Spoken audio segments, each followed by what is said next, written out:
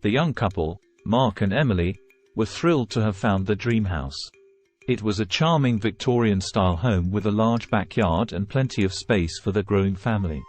However, the price tag was higher than what they could afford on their own, so they decided to take out a mortgage and finance most of the purchase.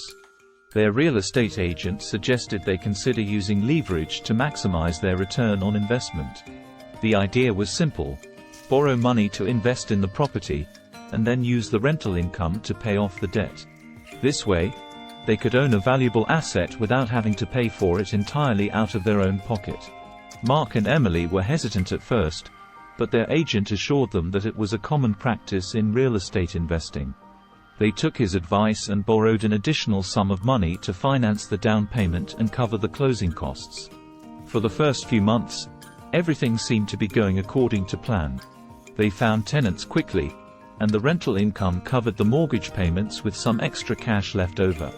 They were already dreaming about their next investment property. However, things took a turn for the worse when the market suddenly crashed. The economy was in a recession, and people were losing their jobs left and right. Mark and Emily's tenants couldn't afford the rent anymore, and they had to let them go. They tried to find new tenants, but the demand was low, and the competition was fierce. The house stayed vacant for months, and they were forced to cover the mortgage payments out of their own pocket. It was a significant financial burden, and they had to make some sacrifices to make ends meet. Eventually, they realized that they couldn't keep up with the payments, and they decided to sell the property. However, the market had declined even further, and they had to sell it at a loss. They were left with a significant debt and a bitter taste in their mouths. Mark and Emily had learned the hard way that leverage could be a double-edged sword. While it could amplify their returns in a rising market, it could also magnify their losses in a downturn. They realized that they had underestimated the risks involved and had been too optimistic about the market's future.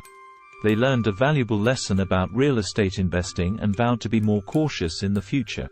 They understood that there was no such thing as a guaranteed return and that every investment had its risks. They also learned to appreciate the value of a stable income and a secure financial future.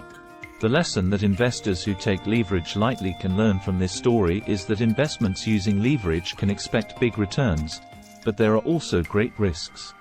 In particular, the real estate market is a highly volatile asset, and prices can rise and fall sharply depending on the situation.